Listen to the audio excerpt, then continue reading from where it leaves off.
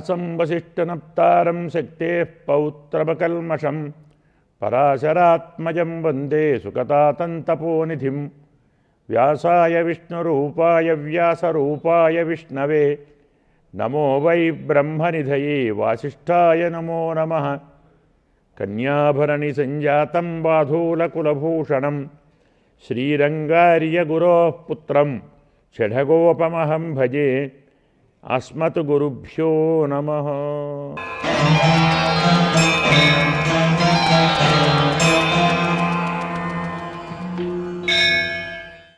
బ్రహ్మేంద్రాదులు కాదు, వారికి కూడా దైవతం నారాయణుడే. ఎందుకంటే అందరికీ పిత ఆయనే కదా. మనకు పేరు, బ్రహ్మకి ఏం పేరు? పితామహుడు అంటే అందరికీ తాత. మరి ఆయనకు తండ్రి ఎవరు? నారాయణుడే. ఒప్పుకోవాలి కదా. కాబట్టి అందరి పితల కంటే ఆయనే పిత, ఆయనే సకల ప్రాణులకు ఆయనే మూలాధారం. పితాహం అష్ట జగత మాత ధాత పితామహ వేద్యం పవిత్రం ఓంకార ఆయన చెప్పాడు గీతలో. నేనే తండ్రిని, అష్ట జగత పిత, సకల జగత్తుకు నేను తండ్రిని. తండ్రి కంటే తండ్రిని, తండ్రులకు తండ్రులకు తాతలకు తాతలకు ఆయన తండ్రి. లోకంలో ఉన్న తండ్రులు న్యాయంగా తండ్రులా? పాలయతి పోషయతి రక్షయతి కదా పిత అంటే. పోషించాలి, రక్షించాలి. ఈ తండ్రి రక్షిస్తాడా అండి? 10 మంది బదిపోడు దొంగలు ఆయుధాలు తీసుకొని వచ్చి తండ్రి కాపాడుతాడా, పరిగెత్తాడా? అవునా? మరి ఆయనే ఆపదలో సంపదలో సంబంధం ఉన్నా లేకున్నా, మనం ప్రార్థించినా ప్రార్థించకున్నా, అడిగినా అడగకున్నా అందరినీ కాపాడే సహజ రక్షకుడు శ్రీమన్నారాయణ. అతను సహజంగా రక్షించేవాడు. తక్కిన వాళ్ళందరూ ఉపాధి వల్ల. కన్న తండ్రి కాబట్టి కాపాడాలి, తల్లి కాబట్టి అన్నం పెట్టాలి, భర్త కాబట్టి భార్యను పోషించాలి, భార్య కాబట్టి భర్తను ప్రేమించాలి, పుత్రులు కాబట్టి తల్లిదండ్రులను సేవించాలి. మరి ఆయన ఎందుకు రక్షించాలి? అన్నీ ఆయనే కాబట్టి కదా. ఎలాంటి నిమిత్తం లేకుండా, ఎలాంటి కారణం లేకుండా అందరినీ రక్షించేటువంటి సహజమైన బంధువు శ్రీమన్నారాయణ. అందుకే ఆయన పిత. తండ్రులకు ఆయనే తండ్రి. దైవతం దేవతానాంచ అంటే భూతానాం యహ అవ్యయ పిత, సకల ప్రాణులకు ఎలాంటి కారణం కోరకుండా ఉండేటువంటి పిత. తక్కిన పితరులకు ఆ అవ్యయ అంటాడు. అంటే నాశము లేని, మార్పు లేని, తరుగు లేని అనేటువంటి మహానుభావుడు. ఎందుకు తండ్రి?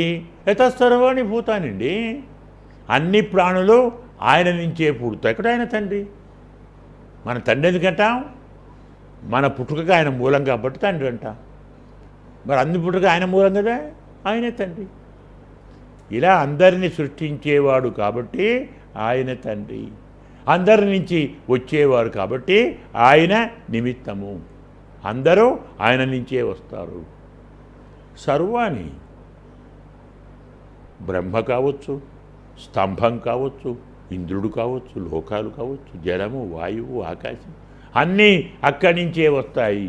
సకల భూతములు పుట్టేది అక్కడి నుంచే. సృష్టికర్త బ్రహ్మ అంటున్నాం, సంతోషం. మరి ఆయన సృష్టించినవారు మళ్ళీ ఈరే కదా. బ్రహ్మ సృష్టి చేసేలా వేదాలు చెప్పింది ఎవరు? యో బ్రహ్మాణం వేదాతి పూర్వం యస్మై వేదాతి ప్రహిణోయి తస్మై అంటుంది. బ్రహ్మను సృష్టించాడు, ఆ బ్రహ్మకు వేదాలు చెప్పాడు.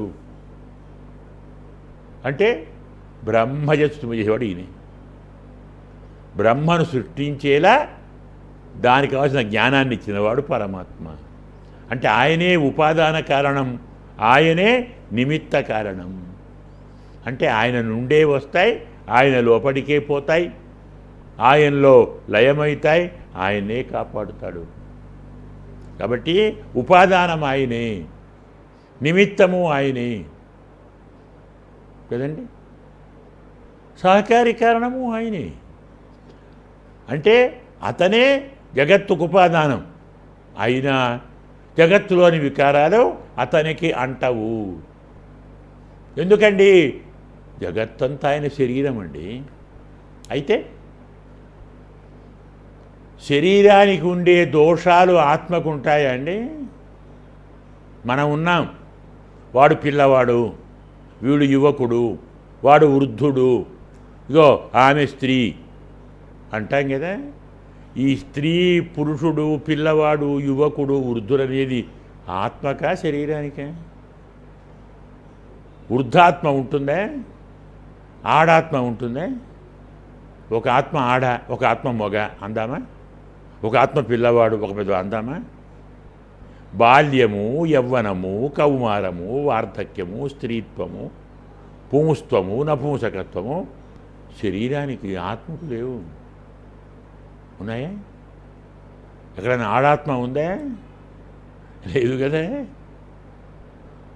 శరీరం యొక్క దోషాలు ఆత్మకు అంటనట్టు జగత్తు మొత్తం ఆయన శరీరం కాబట్టి జగత్తులో ఉండే దోషాలు పరమాత్మకు అంటవు.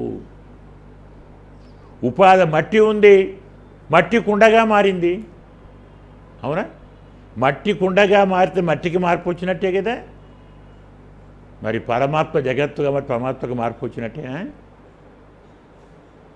కాదు నాన్న, అది శరీరము, ఆ దోషం శరీరానికే ఉంటుంది. అలాంటి దోషాలు ఆత్మకుండవు. అందుకే పవిత్రాన్ దైవతం దేవతానాంచ భూతానాం అవ్యయ పిత, పవిత్రాణం పవిత్రంచ మంగళానాంచ మంగళం యతః ప్రవృత్తిరు భూతానాం. ఇవన్నీ ఆయన నుంచి వెలబడ్డాయి. యతః సర్వాణి భూతాని భవంత్యాది యుగాగమే యస్మింశ్చ ప్రళయం యాంతి.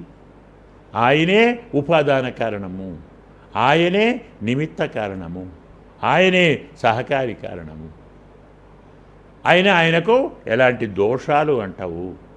ఆయనే పరమాత్మ. అడిగావు కదా, కిమేకం దైవతంలోకే శ్రీమన్నారాయణుడే దైవతం, కింవాప్యేకం పరాయణం. మనం పొందవలసింది ఎవరిని? శ్రీమన్నారాయణుణ్ణి. మనను పొందించేవాడు ఎవడు? ఆయనే పొందించాలి. యమేవ ఏష వృణితే తేన లభ్య అని ఉపనిషత్తు మొదలుగల వాటిలో పరతత్వం అంటే పరమాత్మ శ్రీమన్నారాయణుడే. తత్వము ఆయనే, హితము ఆయనే, పురుషార్థము ఆయనే. సంప్రదాయం చెప్తుంది మనం తెలుసుకోవాల్సింది మూడే కదా: తత్వము, హితము, పురుషార్థం. తత్వం అంటే ఏది వాస్తవము, అన్నిట్లో ఉండేది ఇది కదా. హితం అంటే మనకు దేనివల్ల మేలు చేకూరుస్తుంది. పురుషార్థం అంటే మనం దేన్ని కోరాలి. అవునా? మూడే. తత్వం ఏది? నారాయణ పరం బ్రహ్మ, తత్వం నారాయణ పరః. వేదం చెప్తుంది తత్వం అంటే నారాయణుడు. మరి హితమేది?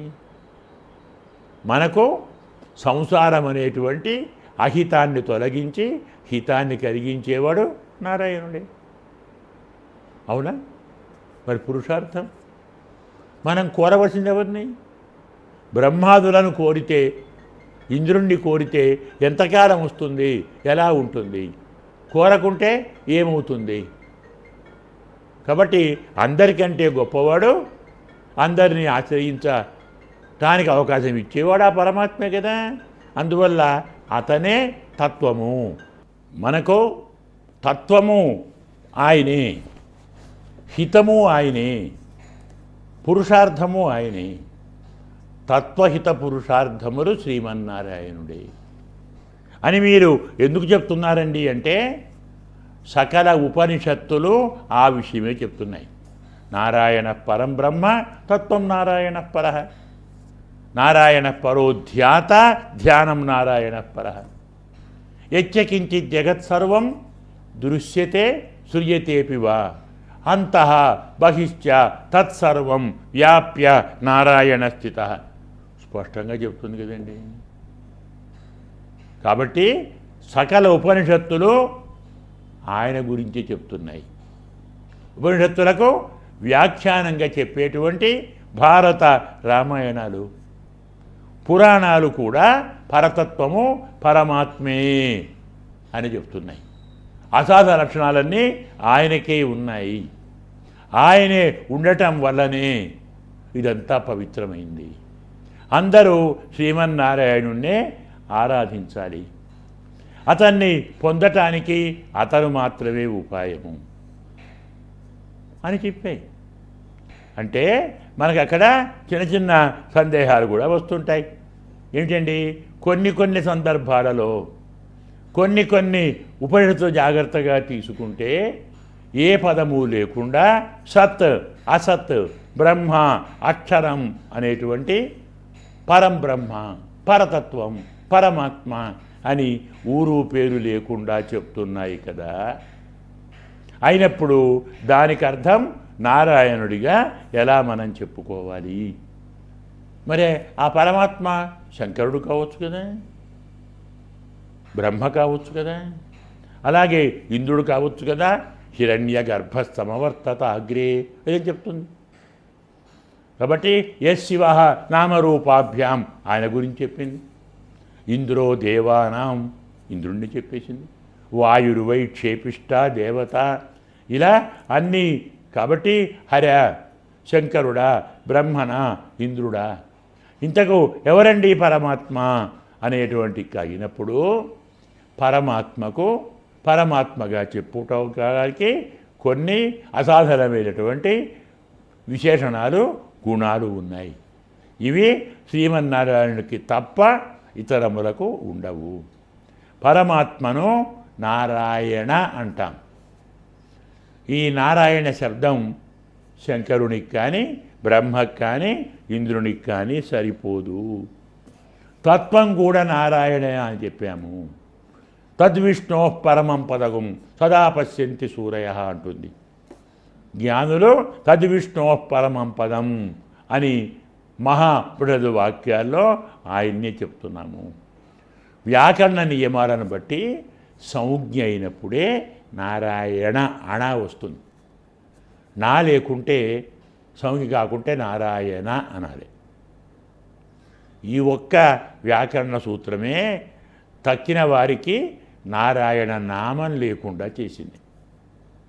ఈ ఒక్క సూత్రం లేకుంటే ఏదో కష్టపడి శంకరుడు కూడా నారాయణుడే బ్రహ్మ కూడా నారాయణుడే అనుకున్నారు. కానీ సంజ్ఞలోనే నకారస్య నకార. నాకు నా రావాలంటే ఒక వ్యక్తికి మాత్రమే పేరై ఉండాలి. 10 మందికి ఉన్నటువంటి దానిలో నత్వం రాదు అని అక్కడ చెప్పారు. నారాయణ అనేటువంటి పేరు ఆయనకే, బ్రహ్మకు కాదు, శంకరునికి కాదు, ఇంద్రునికి కాదు, మరెవ్వరికీ ఆ పేరు ఉండదు.